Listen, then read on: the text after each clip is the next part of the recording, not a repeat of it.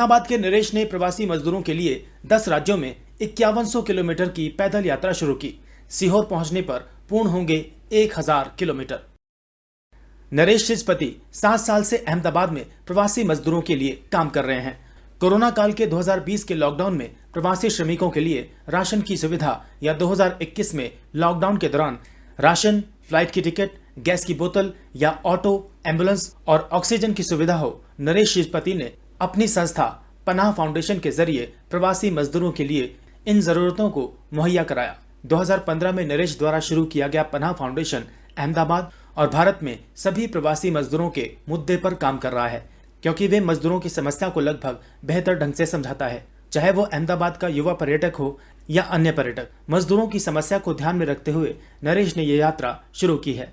नरेश ने सीहोर न्यूज दर्पण से बातचीत के दौरान बताया कि वे 10 राज्यों में कुल 5100 किलोमीटर पैदल यात्रा कर रहे हैं और सभी राज्यों में जाकर क्षेत्र सांसद, विधायक और कलेक्टर के पास प्रवासी मजदूरों की समस्याओं को पहुंचाने का काम कर रहे हैं।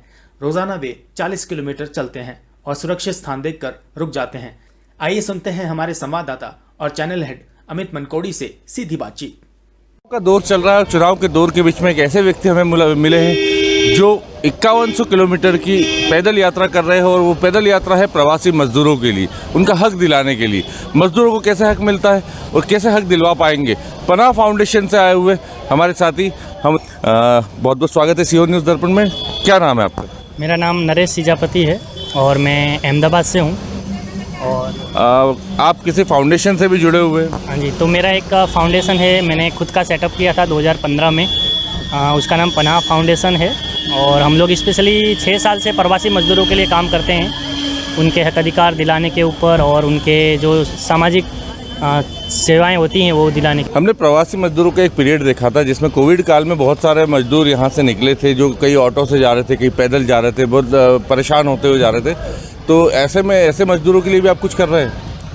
तो जब लॉकडाउन हुआ था, लॉकडाउन में ही लोगों को पता चला कि प्रवासी मजदूर होते कैसे हैं और प्रवासी मजदूरों के समस्याएं क्या होती हैं। तो तब हम लोगों ने प्रवासी मजदूरों के लिए सबसे पहले हम लोगों ने राशन डिस्ट्रीब्यूशन चालू किया था। उनके हक अधिकार, ऐसा कुछ नहीं सोच रहे थे कि हम लोग क्या दिलाएं। तो 2019-20 के लॉकडाउन में हम लोग सिर्फ राशन डिस्ट्रीब्यूट करते थे उन मजदूरों के घरों में। फिर धीरे धीरे जब 2-3 महीना राशन डिस्ट्रीब्यूट किया, उसके बाद हमें पता चला कि उनको अभी यहाँ पे रह नहीं सकते क्योंकि रेंट भी पे करना है। फिर हम लोगों ने उनको ट्रांसपोर्ट अरेंज करना चालू किया। हम रेलवे मिनिस्ट्री से बात करते थे। फिर हम लोगों ने लोगों को फ़्लाइट में भी, लखनऊ के लिए फ़्लाइट में हम लोगों ने माइग्रेंट लेबर्स को भेजा था। और उसके बाद फिर जब लॉकडाउन ख़त्म हुआ, जब वो माइग्रेंट वापस आए, तो हमने उनके लिए रोज़गार चालू करवाने के लिए हम लोगों ने फिर से उनके नए नए बिजनेस चालू करवाने के लिए भी हमने हेल्प किया था। अधिकांश देखा गया है कि दिल्ली और महाराष्ट्र में और स्पेशली इन अहमदाबाद प्रवासी मजदूरों का स्टे ज़्यादा है, तो वहाँ पर उनके स्टे के लिए भी आपकी पनाह फाउंडेशन कुछ करती है? तो स्टे के लिए तो हम लोग अभी कुछ नहीं करते हैं, लेकिन जैसे अहमदाबाद देखेंगे तो अहमदाबाद में गुजरात गवर्नमेंट ऑलरेडी रेन बसेरा चलाती है और इस तरह से हम लोग कुछ नहीं करते। लेकिन हम उनके हक अधिकार, जब वो अहमदाबाद में आते हैं या मुंबई में आते हैं या दिल्ली में आते हैं, तो प्रवासी मजदूरों के साथ जो उनके हक अधिकार होते हैं या उनके जो मिनिमम वेजेस होते हैं, उनके जो खाने पीने की व्यवस्था होती है या उनके कानूनी सलाह या कानूनी सपोर्ट होता है, वो हम उनको प्रदान करने की कोशिश करते हैं। अभी यात्रा आपने कहाँ से शुरू की और कहाँ तक चलेगी और अभी आप कहाँ तक पहुँच चुके हैं? तो मैंने ये यात्रा मुंबई से चालू की थी मैंने 14 तारीख को और अभी मैं यहाँ तक पहुँचा हूँ। आज शाम को जब मैं सीहोर पहुँचूँगा तो मेरा 1000 किलोमीटर पैदल यात्रा ख़त्म होगा और मैं पूरे 10 राज्यों में पैदल यात्रा कर रहा हूँ। पैदल यात्रा कर रहा हूँ और आज मैं सीहोर पहुँचूँगा। तो आप जहाँ जहाँ पर जाते हैं वहाँ पर कुछ पर्टिकुलरली कुछ कहीं पर आवेदन, ज्ञापन या किसी को कोई फॉर्मेट आप प्रेजेंट करते हैं? तो बेसिकली मैंने जो ये यात्रा है, ये यात्रा 2 तरीक़ों से चालू की थी। एक तो मैं जब सिटियों में जाऊंगा, जैसे मुंबई, अहमदाबाद, दिल्ली जैसे सिटियों में जाऊंगा, तो वहाँ के मजदूरों के साथ मिलकर उनको अपना अनुभव और उनके हक अधिकार के बारे में बताऊंगा। और दूसरा, जब गाँव में आऊँगा या गाँव जैसी जगहों पर आऊँगा, तो वहाँ पे जो कलेक्टर होते हैं या वहाँ के जो MLA होते हैं, MPs होते हैं या जो भी जनप्रतिनिधि होते हैं, उनको प्रवासी मजदूरों के बारे में जो समस्याएं होती हैं, जैसे खाने की हुई, रहने की हुई, कानूनी सहायता, उनके बच्चों की शिक्षा, ऐसी कुछ चीज़ें उनको लिख कर देते हैं और हम ऐसा बोलते हैं कि आप इनके बारे में अटेंशन रख सकते हैं, कि कुछ देख सकते हैं। हम ऐसा नहीं बोल रहे कि आप इनके हक अधिकार। छत्तीसगढ़, झारखंड, बिहार, यूपी, हरियाणा और राजस्थान, इन्हीं राज्यों से सबसे ज़्यादा माइग्रेशन होता है। मुंबई, गुजरात, और दिल्ली में। तो इन राज्यों में जो 7 राज्य हैं वहाँ पे एक ही है कि इकोनॉमी ज़्यादा फैक्ट्रियाँ नहीं हैं, ज़्यादा लोग नहीं हैं, ज़्यादा अपॉर्चुनिटीज़ नहीं हैं। तो इस चीज़ों को देखकर लोग माइग्रेट होते हैं इन सिटियों में। तो ऐसा नहीं है कि इनके पास कुछ नहीं है, खाने पीने को नहीं है या इसीलिए जा रहे हैं, लेकिन अपॉर्चुनिटीज़ नहीं है गाँव में, या गाँव में इतना इनकम सोर्स नहीं है। तो मैं जब लोगों से मिल रहा था तो लोगों ने बोला हमारे पास 10-10 एकड़ ज़मीन है, लेकिन ये ज़मीन उपजाऊ नहीं है या उतना हमें सोर्स नहीं दे सकती। और कुछ होते हैं सीजनल, कि जब बारिश होती है, जब उपजाऊ ज़मीन होती है तो आ जाते हैं यहाँ पे, और फिर जब ख़त्म हो जाते हैं तो वापस सिटी में जाते हैं और कमा के आते हैं। तो उसको हम लोग बोलते हैं सीजनल माइग्रेंट। और कुछ होते हैं परमानेंट माइग्रेंट जो सालों से यहाँ से जाते हैं, सिटियों में बस जाते हैं।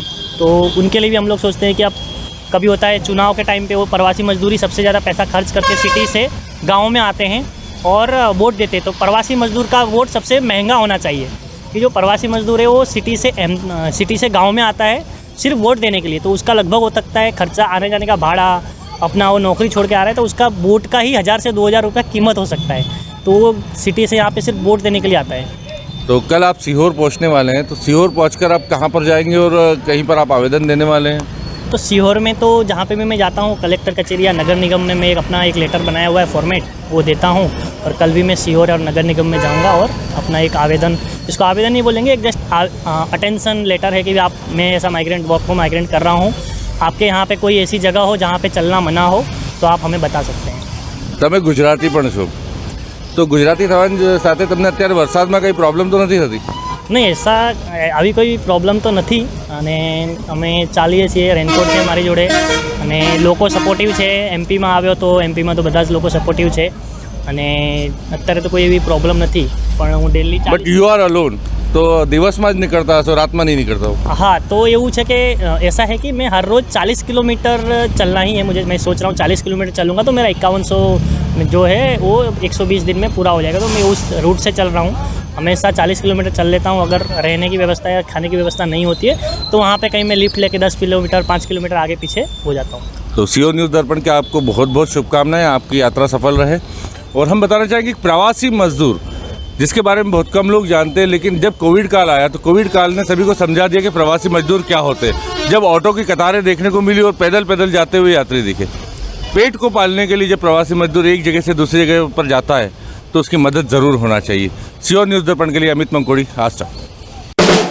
Dental health care centre, doctor Gopal Singh Thakur, दंत एवं मुख रोग विशेषज्ञ, BDS मुंबई। 12 वर्षों से अधिक अनुभव प्राप्त। उपलब्ध सुविधाएं: वायरिया का इलाज, एक्सरे, RCT, दांतों की नसों का इलाज, दांतों की सफाई मशीन द्वारा, दर्द रहित दांत निकालना, टेढ़े मेढ़े दांतों को तार लगाकर सही करना, ब्रेसेस लगाना, पट्टीसी लगाना, फिक्स दांत लगाना, डेंटल इम्प्लांट, मुंह के छाले, जीभ के छाले और कैंसर की जांच इत्यादि। हमारा पता: dental health care centre, Vinayak Netralaya के पास, कन्नौद रोड, आष्ठा। समय सुबह 10:30 से शाम 7:30 बजे तक, रविवार अवकाश। Clinic contact number 9039475251।